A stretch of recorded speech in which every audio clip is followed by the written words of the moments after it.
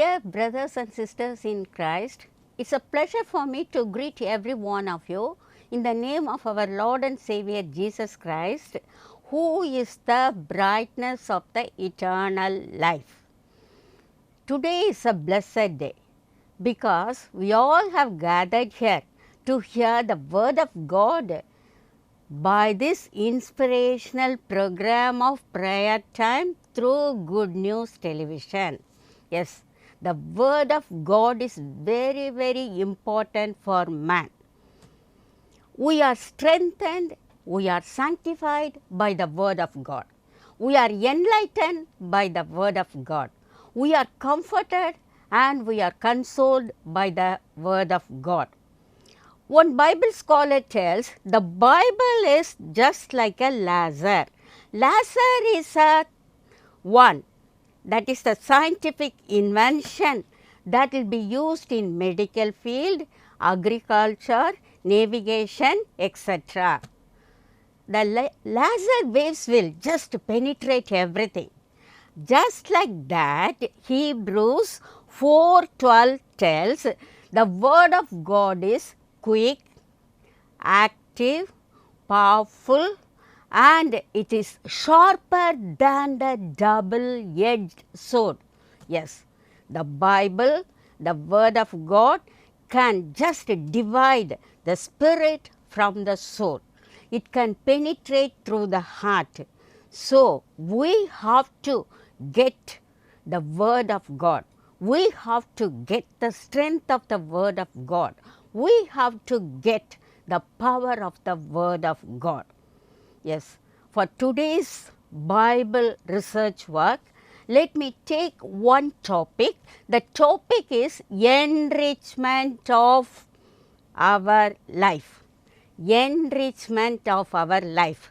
Every believer wants to be enriched in their life with full of bountiful blessings of the Lord, the grace of the Lord, the mercy of the Lord, the joy, the happiness, the peace of the Lord.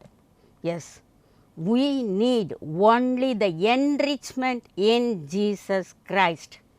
Suppose we want to have the enrichment in life means we should have only one logo. The logo is actually Colossians 3rd chapter, the 13th verse tells, Christ is my all in all. Yes, Christ should be in the center of our life. Christ should be in the head of our life.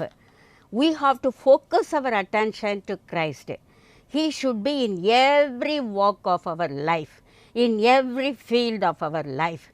Then only we would get the enrichment of life. There are three biblical principles that we have to follow to get the enrichment of life. Yes, we have to just keep Jesus Christ as the center of our attraction. Yes, Jesus Christ should be the pattern of our life. He should be the power of our life. He should be the purpose of our life. If we follow these three biblical principles, then we will be enriched in all prosperity. Yes, let us take the first principle, that is Jesus Christ is the purpose of our life. Yes, we have to focus our attention only to Jesus Christ in our life. Our motivation should be Jesus Christ. Our achievement should be Jesus Christ. We have to surrender completely at the feet of Jesus Christ. We have to commit ourselves and our work, our job, our desires, everything to the hands of our Lord Jesus Christ. That is the purpose of our life. That one Bible verse can just illustrate the purpose in our life. Yes, it is given in the Bible, Philippians chapter 1 verse 21. Philippians chapter 1 verse 21. For me to live is Christ and to die is gain. For me to live is Christ and to die is gain. Yes, if I want to live a life, I have to live the life by Jesus Christ, through Jesus Christ. So, always we have to live by Jesus Christ. And the second part of the verse tells, to die is gain. Yes, suppose we die, it will be a gain for us. Yes, we will be gaining the eternal glory, the eternal crown, the eternal mansion. So, it is our gain for us. So, always we have to live for our Lord Jesus Christ. If you just see in the Bible, from Genesis to Revelation, we can see many godly people. These godly people, they had that purpose in their life, Almighty God. Say Abraham. Abraham was the friend of our Lord. He is the father of faith. Yes, he directed his attention to Almighty God. He was so obedient to God. So also we could just see in the life history of Joseph, Daniel, Nehemiah, Ezra, and even in the New Testament, all the disciples, the apostles, Paul, they all concentrated only on Almighty God. That is the purpose of life. But some people in the Bible, we could see, they simply reject Christ. They simply reject the teachings of Christ. Let us take the example of rich young ruler. Yes, it is given in Mark 10th chapter. The rich young ruler, he had so many beautiful character. Yes, his attitude was good, but he lacked only one thing. We could just see the verse. Mark 10:17 tells, as Jesus Christ was going out on the road, the ruler came running, knelt before him. Just like the rich ruler, we may be obedient to our Lord Jesus Christ. See, the ruler, he wanted to see Jesus Christ. He wanted to clarify one doubt with Jesus Christ. He was in a hurry to come to Jesus Christ. He came running and he was very humble. He knelt before him and he gave the reverence to Jesus Christ by calling him Master. And he told that he did many good things in his life. Yes, he fasted, he gave tithe money, and he obeyed all the rules and regulations given in the Bible. In a similar manner, even we believers may be doing lot of good things for the Lord. We may read the Bible daily, we may pray to God daily, we may attend the church regularly, we may attend the Lord's Supper regularly, we may give the tithe money to our Lord, we may involve ourselves in the ministry.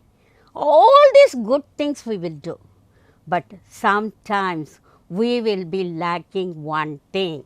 In a similar manner, we may be very good to our Lord. Let us see the verse. The Lord asked only one thing of the young ruler. The same thing he is asking us. That is Mark 10:21. What Jesus Christ asked us? He asked us to sell all the property and give it to the poor. That is, we should be charitable to the poor people, and we have to take up the cross and follow Jesus Christ. We have to live for Jesus Christ. We have to die for Jesus Christ. Are we doing? Are we lacking like that? Suppose we want our life to be enriched with all prosperity and blessings of our Lord Jesus Christ, what we have to do? We should have the purpose of our life only Jesus Christ and His teachings. Whatever He asks us to do, that we have to just do it. If there is a call from our God, at once we have to obey the call. That He needs it and he wants every one of us to do for him also. Jim Elliot was a missionary. Yes, he got a call, and the Lord asked him to go to South America, a place called Ecuador. And he wanted to go there, and 4 more missionaries, they also wanted to join with him. So, Jim Elliot, together with the 4 missionaries, they wanted to go to South America, that particular place where the people are violent and they are homicide. They are known for murdering people. Anybody enters into that area, at once they would kill the people. Knowing all these things, they want to obey the voice of Jesus Christ. So, what they did, first of all, they learned their language. Then they used to go over that place by helicopter, by dropping gifts for the people, thinking that they will become friendly with them. So, almost 1.5 years they did like that. Then one day, all the 5 missionaries, they went to that particular place. The moment they entered into the village, what happened? The native people, they came and killed all the 5 missionaries. And their wives, they heard about it. Jim Elliot's wife was Elizabeth. She decided, I want to go as a missionary to the same place, because the seed of wheat has been sowed there. So, God would give the yield. So, after 2 years, Elizabeth with her sister, both of them, they went to the same place. But amazingly, to the great surprise, the people came out and welcomed them. They welcomed Jesus Christ, they welcomed the Bible, they welcomed the love of Jesus Christ. Yes, this is the purpose of our life. Even if we want to give our life to our Lord Jesus Christ, we have to